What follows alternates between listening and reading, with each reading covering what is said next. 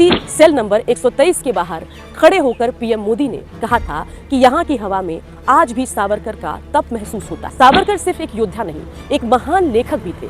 Collector Jackson की हत्या के लिए इस्तेमाल की गई पिस्टल को लंदन से भेजने और इस पूरे साजिश का मास्टरमाइंड होने का आरोप सावरकर पर लगा था। सावरकर की तुलना नेहरू और गांधी की जेल यात्राओं से की जाती है, लेकिन क्या आप जानते हैं कि इसमें जमीन आसमान का अंतर था? वीर या कायर, देशभक्त या माफी मांगने वाला डरपोक, नायक या विवादों में घिरा खलनायक। यही सेलुलर जेल पोर्ट ब्लेयर अंडमान से इस वीडियो में हम इतिहास के उन परतों को खोलेंगे जिन्हें अब तक आपसे छुपाया गया। ब्रिटिश हुकूमत सावरकर को 60 रुपए का पेंशन आखिर क्यों देती थी? इंदिरा गांधी ने सावरकर को महान सपूत आखिर क्यों कहा था? सावरकर पर क्यों लगा गांधी की हत्या का दाग? वीर सावरकर का पूरा सच, यही काला पानी की इस जमीन से।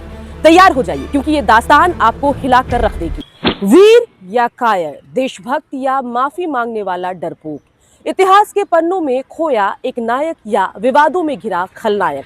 आज भारतीय राजनीति का सबसे बड़ा सवाल, आखिर सावरकर है कौन? यही सेलुलर जेल पोर्ट ब्लेयर अंडमान से इस वीडियो में हम इतिहास के उन परतों को खोलेंगे जिन्हें अब तक आपसे छुपाया गया। आज वीडियो में जानेंगे ब्रिटिश हुकूमत सावरकर को 60 रुपए का पेंशन आखिर क्यों देती थी?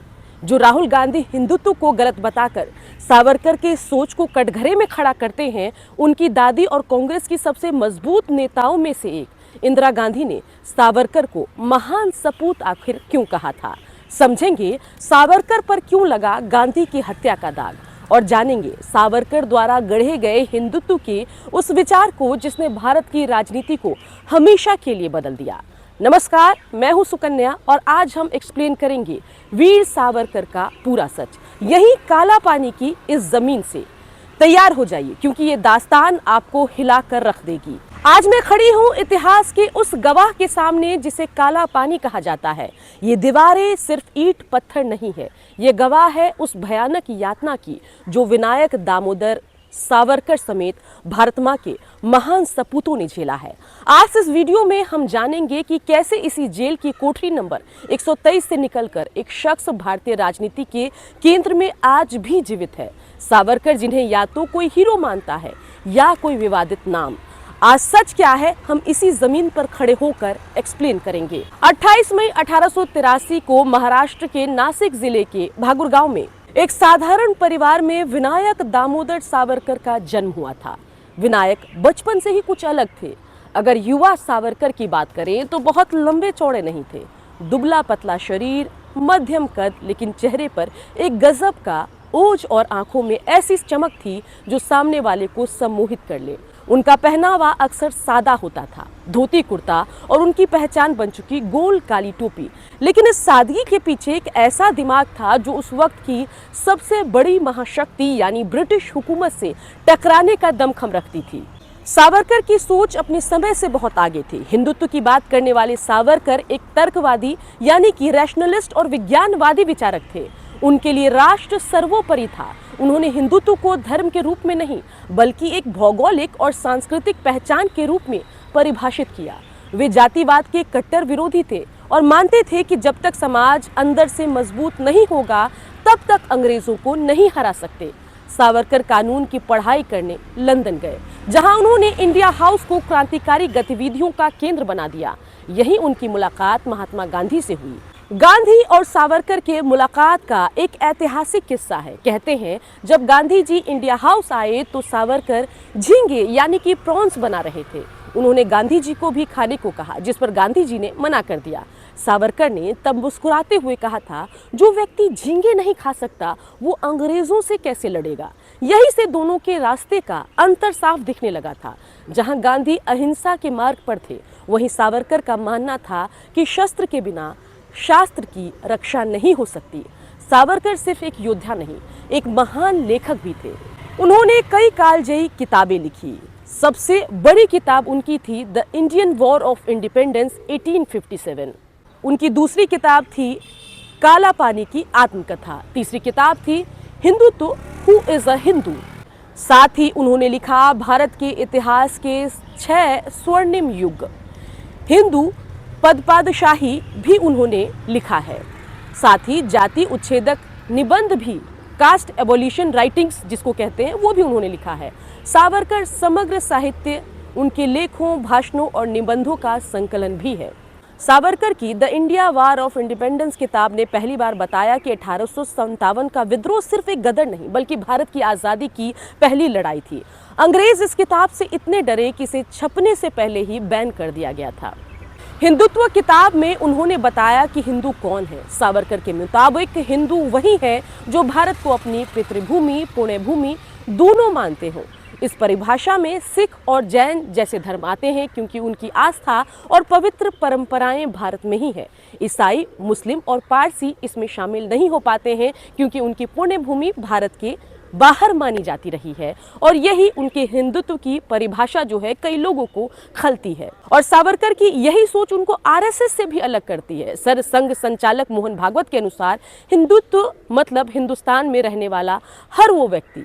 चलिए अब जानते हैं कि आखिर सावरकर को काला पानी की सजा क्यों हुई। अंग्रेजों की नजर में सावरकर सबसे खतरनाक क्रांतिकारी थे। उन्हें काला पानी भेजने के मुख्य कारण थे नासिक षड्यंत्र केस। नासिक के कलेक्टर जैक्सन की हत्या के लिए इस्तेमाल की गई पिस्टल को लंदन से भेजने और इस पूरे साजिश का मास्टरमाइंड होने का आरोप सावरकर पर लगा था। सावरकर पर सशस्त्र क्रांति का आरोप था। अंग्रेजों के खिलाफ बगावत भड़काने और क्रांतिकारी साहित्य बांटने का आरोप उन पर लगा था। परिणाम स्वरूप उन्हें दोहरे आजीवन कारावास यानी कि 50 साल की सजा हुई थी। जब उन्होंने जज से सुना कि उन्हें 50 साल की सजा मिली है तो उन्होंने मुस्कुराते हुए पूछा था, क्या ब्रिटिश राज अगले 50 साल तक भारत में टिक पाएगा?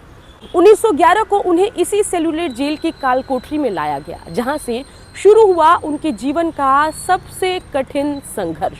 अक्सर सावरकर की तुलना नेहरू और गांधी की जेल यात्राओं से की जाती है, लेकिन क्या आप जानते हैं कि इसमें जमीन आसमान का अंतर था। जहां नेहरू और गांधी को जेल में किताबें, अखबार, कागज, कलम और यहाँ तक कि उनके पसंदीदा भोजन की सुविधा मिलती थी क्योंकि वे पॉलिटिकल प्रिजनर थे, लेकिन सावरकर अंग्रेजों ने उन्हें खतरनाक अपराधी की श्रेणी में रखा था।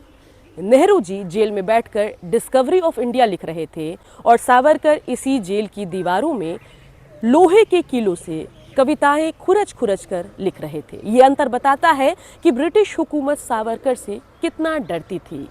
खैर, काला पानी की सजा पर आते हैं।